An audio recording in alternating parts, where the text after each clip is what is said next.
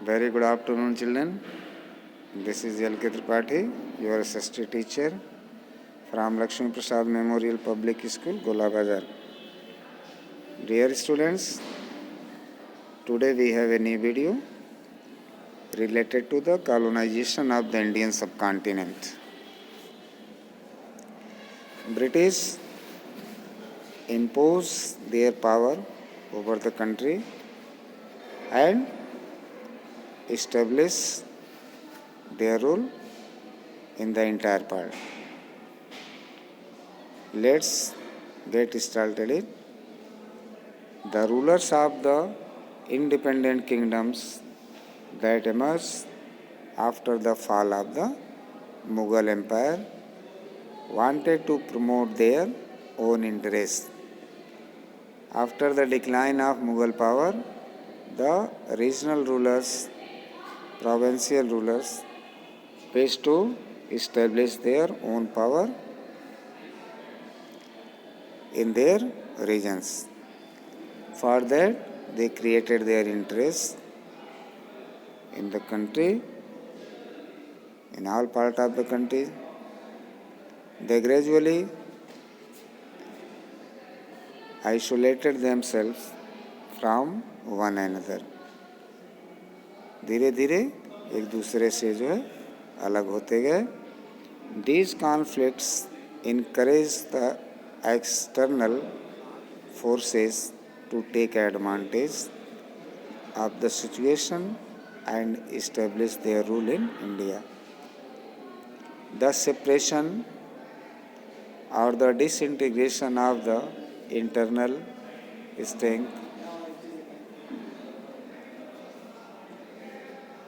proved the weakness among the people.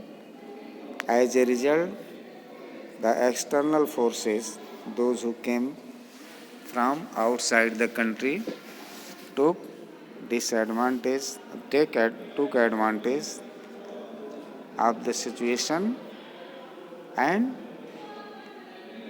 established their rule in India. Let us see how the EEIC achieved this end. In 1756, Alivardi Khan, the Nawab of Bengal, was succeeded by his maternal grandson. In 1756, Alivardi Khan, who was the Nawab of Bengal, was succeeded by his maternal grandson, Siraj-ud-Dawla. He tried to check the EIC's bid to extend the fortification of Calcutta and get the treasures and company had accumulated from the Bengal treasury at Dhaka. Besides, he refused to give more trade concessions and privileges to the EIC. So the company started conspiring with the rivals of Siraj-ud-Dawla to overthrow him. A deep conspiracy was made by the British against Siraj-ud-Dawla to overthrow him, to root out from his power. When Siraj-ud-Dawla learned about it, he marched with his soldiers to the EIC's Kasim Bazar factory and captured it. As soon as Siraj-ud-Dawla came to know about this conspiracy, he marched with his troops to the EIC's factory, which was in Kasim Bazar, Kolkata, and captured it. He also captured the EIC's Calcutta headquarters and compelled the officials to surrender. Not only there, but also he captured EIC's headquarters located in Calcutta, and the officers, those who were working there, were forced to surrender before him. Battle of Plassey. When the news of the English defeated reached Madras, Robert Clive was dispatched with a strong troop to recapture Calcutta. Message spread over the country. Clive Laird, who was the Governor General of British Royalty, sent a strong troop against Sirajuddaula to Calcutta. The British forces under Clive captured Calcutta, conspiring with Mir Jafar, the commander-in-chief of Sirajuddaula. Mir Jafar was a Mir Jafar was the commander-in-chief, head of his army. Just joined the hands, struck the hand with British. As a result, Sirajuddaula had to defeat. They also managed to win over other important members of Sirajuddaula's court, such as Jagat Seth and Omi Chand. With their support, the British forces defeated the forces of Sirajuddaula in the Battle of Plassey in 1757. In this way, the Battle of Plassey was a great change for the British power. This victory made the British more strong, which helped in coming future to capture other part of the country. After this victory, the EIC became the real power in Bengal. Mir Jafar became the puppet Nawab of Bengal. The EIC officials and their Indian agents forced the peasants and craftspersons to sell their goods at very low prices and thus made profits. Soon the company deposed Mir Jafar as Nawab and installed his son-in-law Mir Qasim in his place. Following their victory in the Battle of Plassey, the EIC officials amassed huge wealth and began to copy the lavish lifestyles of Indian potentates. In England, they were mockingly referred to as nabobs. Battle of Buxar. Now this is the second movement of the British forces. Now they wanted to capture Buxar. After Bengal, they moved to Buxar. That is the part of Bihar. Mir Qasim, the new Nawab of Bengal, also tried to free himself from the company's yoke. Some of the steps he took were as follows. First, dismissal of all of Mir Jafar's officials who were close to the EIC. Number second, inviting European merchant or mercenaries to train his soldiers in the new methods of warfare. Next, abolition of taxes on internal trade that would be against the interest of the British.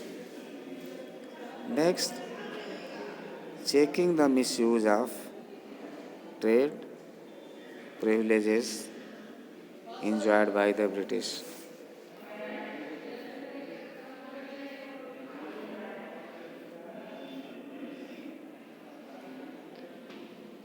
After the battle, Sujau-ud-Dawla and Shah Alam II signed two treaties at Prayagraj with Clive, the governor of the companies. The Mughal emperor granted the Diwani, that is the right to collect revenue from Bengal, Bihar and Odisha, to the company. In return, he was given an annual tribute of rupees 26 lakhs. The Nawab of Awadh had to pay an indemnity of rupees 50 lakhs. In lieu of this, his kingdom was restored to him as a British protectorate.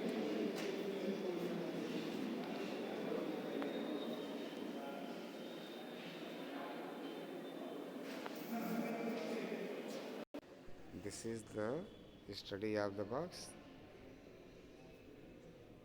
Very essential to read it.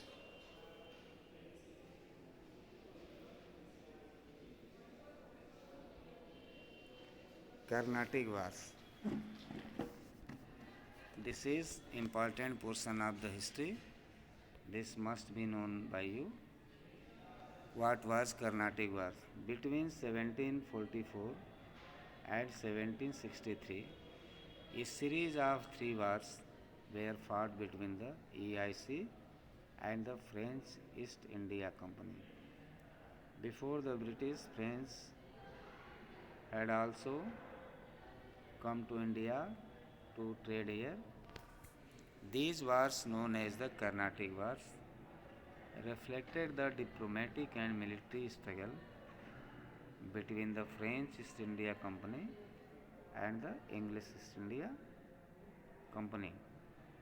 The coastal Carnatic region, a dependency of Hyderabad, became the battleground of this struggle. In the First Carnatic War, the British captured some French ships. They were supported by the Nawab of Carnatic. The French under Dupleix responded by capturing Fort St. George in Madras. Meanwhile, the War of Austrian Succession ended in Europe, and with this, the First Carnatic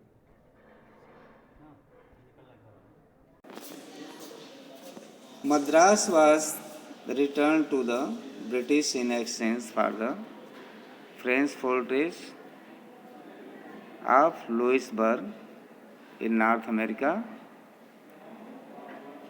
which the British had captured. The Second Carnatic War began after the death of the rulers of both Carnatic and Hyderabad. In the War of Succession that broke out, the British and the French sided with opposite groups in Carnatic and Hyderabad. At the outset, the French succeeded in murdering their opponents and placing their supporters on thrones. However, The British troops soon captured Arcot in 1751. Clive's success led to additional victories for the British. The Nizam and Arcot allies. The war ended with the Treaty of Pondicherry signed in 1754. The French leader Dupleix was asked to return to France. The directors of the French East India Company were dissatisfied with Dupleix's political ambitions, which had led to immense financial loss.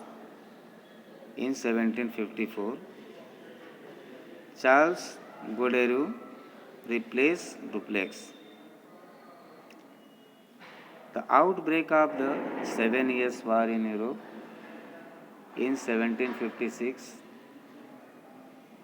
led to a fresh conflict between French and British forces in India, leading to the Third Carnatic War. The British forces captured the French settlement of Chandernagore in 1757. Then the British commander Sir Eyre Cote decisively defeated the French under Comte de Lally at the Battle of Vandivas in 1760. The war concluded with the signing of the 1763 Treaty of Paris, which returned Chandernagore and Pondicherry to France and allowed the French to have factories in India but forbade French traders from administering them. The French agreed to support British client governments, thus ended the French ambitions